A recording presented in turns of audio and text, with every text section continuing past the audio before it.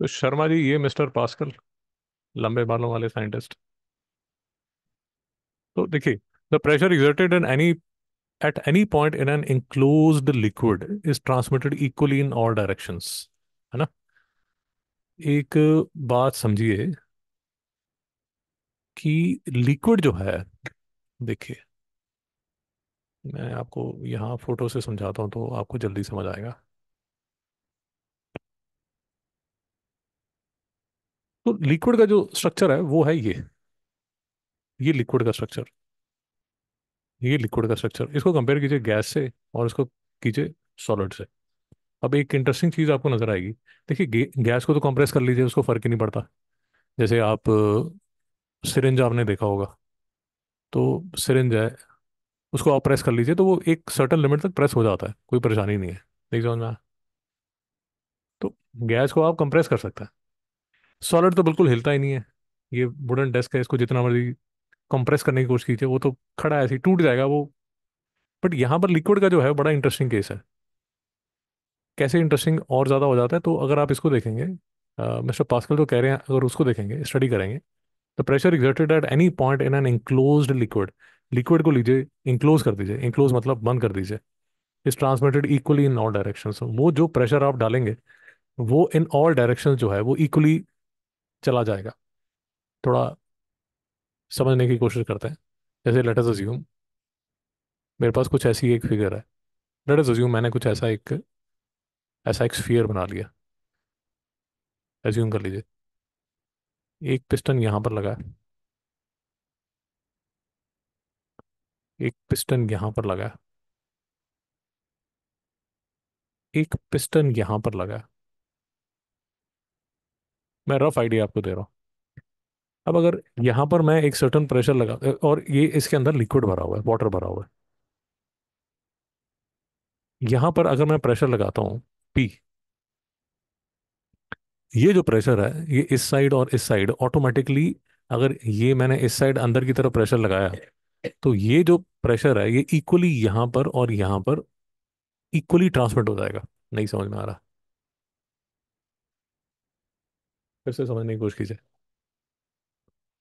फिर से समझने की कोशिश कीजिए।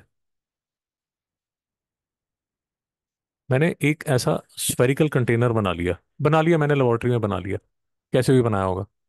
उसमें एक पिस्टन यहाँ लगाया, पिस्टन, एक पिस्टन यहाँ पर लगाया।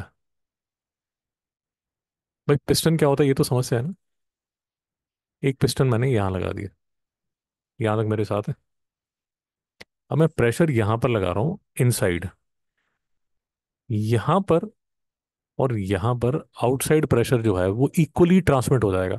तो अगर मैं यहाँ प्रेशर पी लगाया तो यहाँ पर भी पी होगा और यहाँ पर भी पी होगा। मतलब इक्वली डिवाइड नहीं एक होगा, सेम एग्जैक्ट सेम। डिवाइड तो होगा ही नहीं, अगर 50 ट्रांसमिट होगा, पास्कल ट्रांसमिट होगा। अगर 50 पास्कल का बहुत प्रेशर बढ़िया, रहा तो बहुत बढ़िया, दोनों साइड बहुत बढ़िया। अगर 50 आपने, 50 बहुत बढ़िया, ये 50 पास्कल यहाँ पर भी चल जाएगा, 50 पास्कल यहाँ भी चल जाएगा। डिवाइड नहीं होगा, ट्रांसमिट होगा। यहाँ तक कोई डाउट है? अब इसका कॉन्सिक्वेंस क्या होता है? अगर आप इसका कॉन्सिक्वेंस देखेंगे तो आपको कॉन्सिक्वेंस समझ आएगा कि इसका कॉन्सिक्वेंस बहुत इंटरेस्टिंग होने वाला है, जिसका आप प्रैक्टिकल लाइफ में काफ़ी यूज़ भी करते हैं। देखिए उसका कॉन्सिक्वेंस क्या होता है, फिर से देख लीजिए।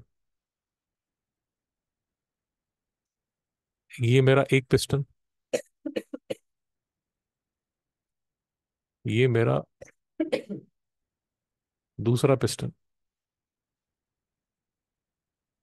ये मेरा तीसरा पिस्टन, और इसके अंदर मैंने लिक्विड भरा हुआ है।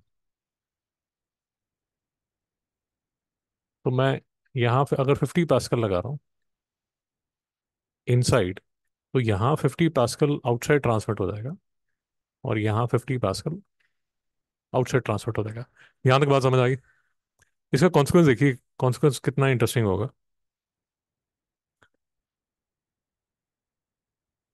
अगर ये वाला प्रेशर, ये वाला प्रेशर और ये वाला प्रेशर सेम है, तो प्रेशर जो है वो फोर्स पर यूनिट एरिया होता है। नहीं समझ में आया? तो यहां का फोर्स पर यूनिट एरिया और यहां का फोर्स पर यूनिट एरिया और यहां का force per unit area equal होने वाला है। नहीं समझ में आया? यहां तो कोई डाउट है? Force per unit area, force per unit area, force per unit area at a point X Y Z would be equal. नहीं समझ में आया? इसको मैं अगर पॉइंट एक्स बोल देता हूँ, इसको वाई बोल देता हूँ, इसको जेड बोल देता हूँ, तो ये तीनों पॉइंट्स में जो ट्रांसमिटेड प्रेशर है वो सेम होगा। यहां तक कोई डाउट है तो रोक लीजिए। इधर का प्रेशर इसका ऐसे। अब एक बोली। तो आगे हाँ हाँ, सब देख सकते हैं, फॉर्मूला पीछे देख सकते हैं, कोई प्रॉब्लम नहीं। अब ये जो है ये फोर्स पर यूनिट एरिया, भाई साहब छुट्टी करनी है छुट्टी कर लीजिए, कोई प्रॉब्लम नहीं। ये फोर्स पर यूनिट एरिया, यहाँ पर एरिया डिफरेंट है, मैं A1 बोल रहा हूँ, यहाँ पर एरिया डिफरेंट है, मैं इसको A2 बोल रहा हूँ। यहाँ तक मेरे साथ है? बट अगर यहाँ एरिया और यहाँ एरिया डिफरेंट है, तो ऑफ कोर्स जो फोर्स है उसको भी डिफरेंट होना पड़ेगा, because you want the ratio two remain the same. नहीं समझ में आ रहा? आपको ये दिख रहा है कि ये A1 और A2 का जो एरिया है वो ए से डिफरेंट है, बट आपको साइमल्टेनियसली ये भी दिख रहा है कि फोर्स पर यूनिट एरिया। बोलिए, सारे क्वेश्चन हो गए, छुट्टी कीजिए फिर। जी। So force per unit area वो जो रेशो होगी, वो रेशो आपको सेम रखनी पड़ेगी। देखो भाई, यहाँ जो रेशो है वो 50 है, मैं सिंपल लिखता हूँ। यहाँ जो रेशो है वो 50 है, यहाँ जो रेशो है वो 50 है, यहाँ जो रेशो है वो 50 है। यहाँ तक मेरे साथ है?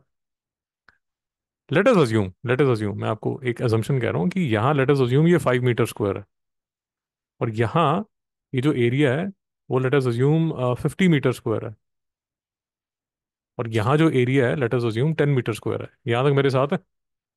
बट आपको रेशो जो है वो तो 50 रखनी है, तो यहाँ पर जो फोर्स है वो आपको कितना करना पड़ेगा?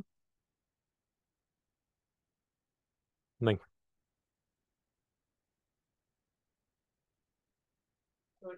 25 25, 2500 न्यूटन। नहीं समझना?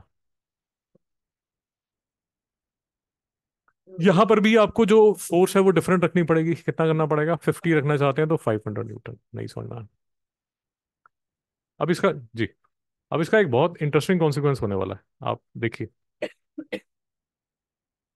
यहाँ पर 10, यहाँ एक्चुअली यहाँ में, ओके सर, सी यू। कुछ गड़बड़ है क्या? ठीक। ये 5 है तो ये कितना होगा? हाँ, 250। अब मैं आपको बताता हूँ इसका कॉन्सिक्वेंस क्या होगा। 250 newton upon 5 metre square is equal to 2500 newton upon 50 metre square is equal to 500 newton upon 10 metre square. इसका एक बड़ा इंटरेस्टिंग कॉन्सिक्वेंस होने वाला है, अभी आपको समझ आएगा। ये देखिए, जब एरिया बढ़ जाता है, एरिया बढ़ा है, फोर्स भी बढ़ गई है, और यहाँ देखिए एरिया बढ़ा, फोर्स भी बढ़ गई। नहीं समझ में आ रहा? फिर से देखिए। तो समझ में आ रहा। ये भी दोनों साइड इंटू 10 इंटू।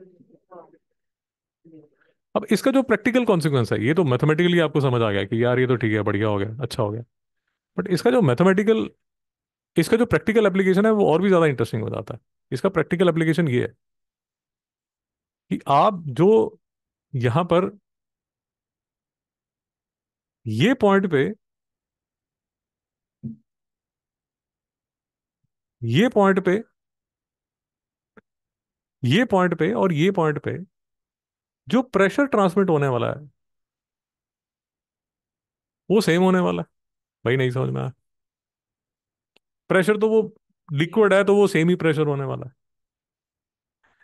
यहां पर आप कम एरिया पे, छोटे एरिया पे छोटी फोर्स लगा सकते हैं।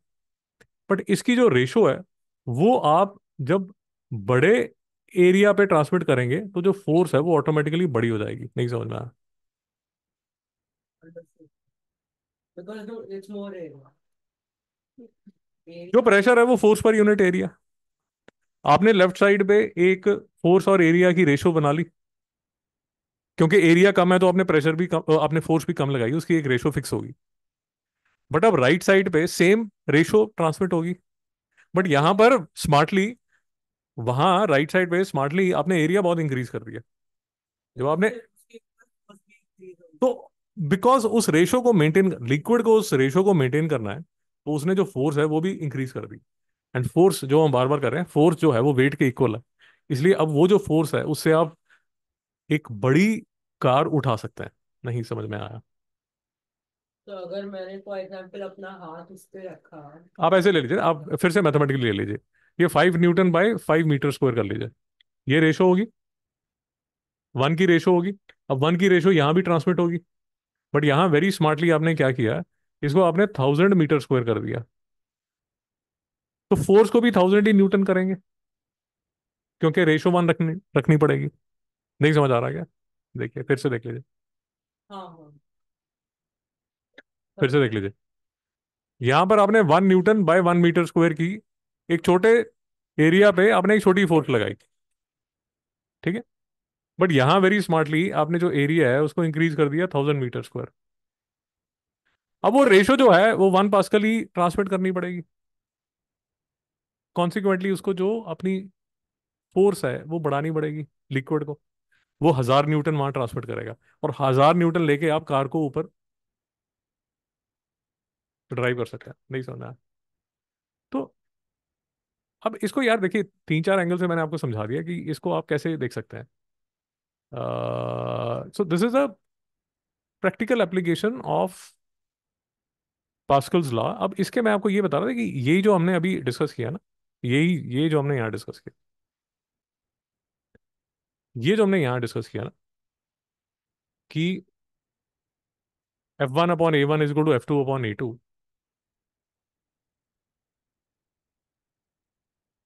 ये क्लास 9th में इसके न्यूमेरिकल आप करेंगे।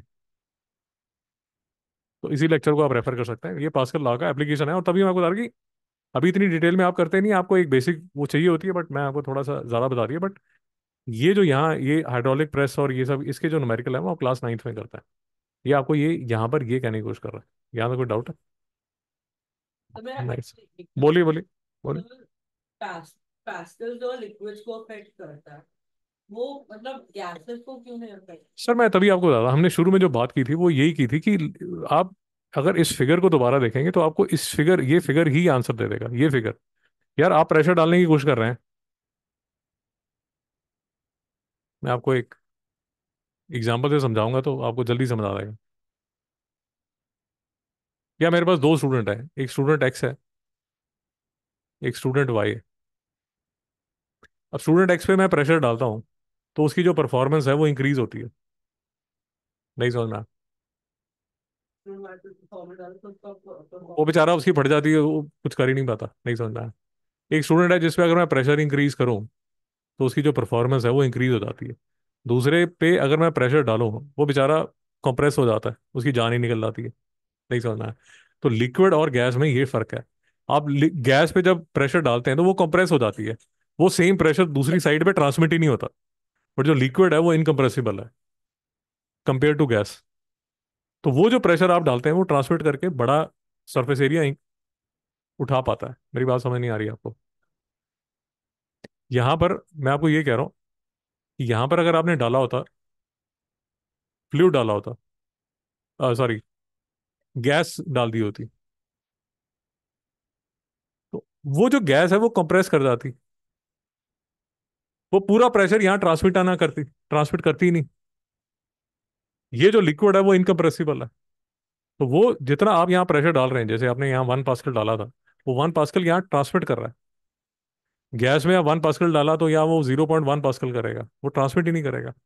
ये प्रॉब्लम है।